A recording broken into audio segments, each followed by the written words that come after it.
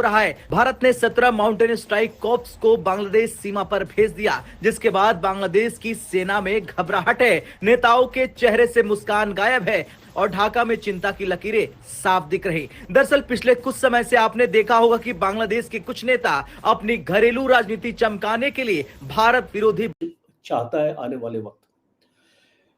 अब बांग्लादेश में भारत ने बहुत प्रोजेक्ट्स इनिशिएट किए हैं। आप जानते हैं कि जो ट्रेड है जो है $11.07 मिलियन का जो ट्रेड है आज, वो भारत एक्सपोर्ट करता है और बांग्लादेश 1.85। जो सहाफती तंजीमें हैं वो इसे आज़ादी इज़हार राय के ऊपर हमला करार दे रही हैं, लेकिन जिन्होंने हमला किया उस क्राउड की तरफ से जो हमला किया गया, उनकी राय ये है या वो ये समझते हैं इन मीडिया इदारों से मुतल्लिक कि ये भारत का जो नैरेटिव है ये वो प्रमोट करते हैं और हमने इसी वजह से इन इदारों के ऊपर हमला किया। लेकिन जाहिर है हमला जहां भी हो वो काबिल मजम्मत ही हुआ करता है। लेकिन अब सूरत दरअसल ये कोई सामान्य सैन्य यूनिट नहीं है। 17 माउंटेन स्ट्राइक कॉर्प्स भारत की सबसे घातक और सबसे आक्रामक ऑफेंसिव माउंटेन वॉरफेयर फोर्स है। इसका मतलब साफ है कि ये डिफेंस के लिए नहीं बल्कि तेज और निर्णायक हमले के लिए बनाई गई है। इस कॉर्प्स की खासियत है high intensity operation, quick reaction. घंटों में बांग्लादेश में, उसकी क्या वजह आपको लगती है? क्या पहले से ये सोच अंदर थी या अब अचानक से क्या आईएसआई वाले ऐसा कौन से चीज उन्हें घोल के पिलाएंगे कि वो रातों रात उनका माइंडसेट चेंज हो जाए? इसलिए कि हम तो यहाँ पर मिसालें दिया करते थे।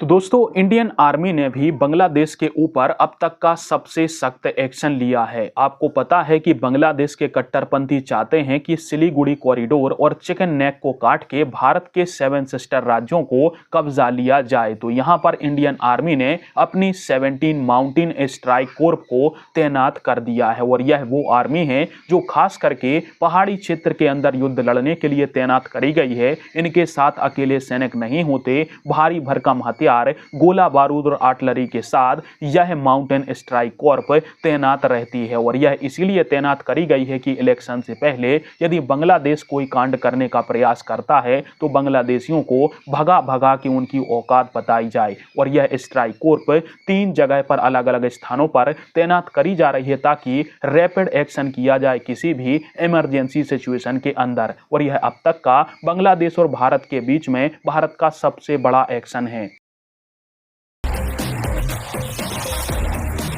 बांग्लादेश ने शायद कभी सोचा नहीं था कि भारत को धमकी देने का इतना बड़ा और इतना ठोस जवाब मिलेगा। बांग्लादेश के कुछ कट्टरपंथी नेताओं ने यह मान लिया था कि अगर वे भारत को युद्ध की धमकी देंगे, 7 सिस्टर राज्यों को अलग थलग करने की बात करेंगे और चिकन नेक कॉरिडोर को बंद करने की गिदड़ भभकी देंगे, तो भारत शांति के नाम पर चुप बैठा रहेगा। लेकिन वो भूल गए, ये नया भारत है जो ताकतवर होता है। वो शब्दों से नहीं, तैयारियों और एक्शन से जवाब देता चाहता है आने वाले वक्त। अब बांग्लादेश में भारत ने बहुत प्रोजेक्ट्स इनिशिएट किए हैं। आप जानते हैं कि जो ट्रेड है जो है $11.07 मिलियन का जो ट्रेड है आज, वो भारत एक्सपोर्ट करता है और बांग्लादेश 1.85 बिलियन डॉलर्स भारत से लेता है। तो आपका कॉटन हो गया, यार्न हो गया, फैब्रिक्स हो गया, टेक्सटाइल हो गया। ये तो प्रॉब्लम ही नहीं है बंगालियों का ना। ये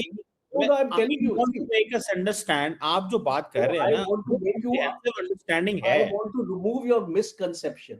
आप लोगों में एक कीड़ा चला जाता है आप लोगों के दिमाग में, और आप हमारे दिमाग में जलसा कोई कीड़ा नहीं है। मैं आपको बताऊं, हमारे दिमाग में ये बांग्लादेश की आवाम के दिमाग में वो डाले आप।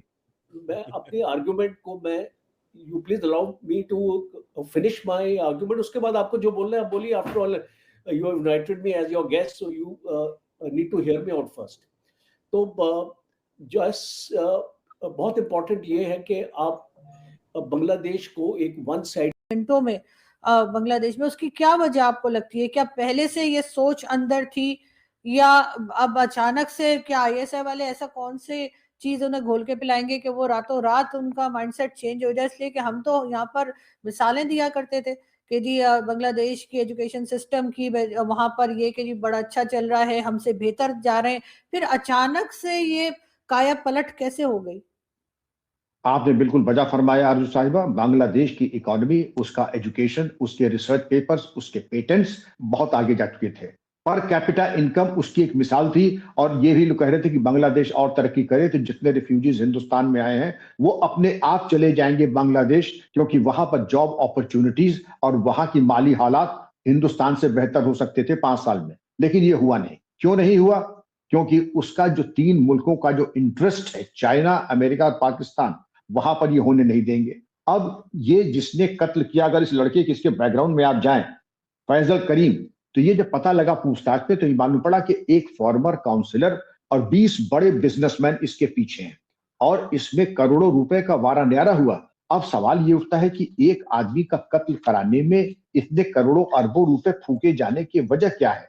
और इसके ऊपर देखिए 32 साल का ये नौजवान शरीफ उस्मान हादी अगर करोड़ों कोई खर्च कर रहा है तो जाहिर है कि पॉलिटिकल पार्टी के अलावा एक डीप स्टेट है।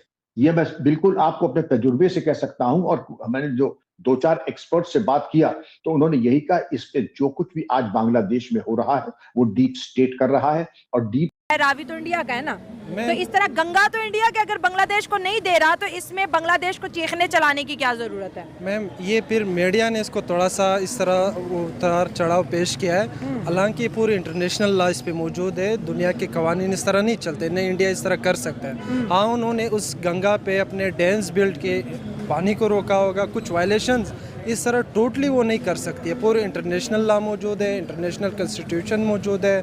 तो उस चीज़ को देख के पाकिस्तान को भी, बांग्लादेश को भी, इंडिया को भी उस लिहाज से इंटरनेशनल लॉ जो एग्जिस्टिंग कवानीन मौजूद है उसको लेके उस तरह के हैंडल करना चाहिए। इस तरह जज्बात में एक इमोशनल गेम नहीं खेलना चाहिए, क्योंकि आपको पता होगा कि पाकिस्तान भी एक एग्रीरियन इकोनॉमी है, बांग्लादेश भी एक एग्रीरियन का इकोनॉमी और इंडिया भी एक एग्रीकल्चर इकोनॉमी है।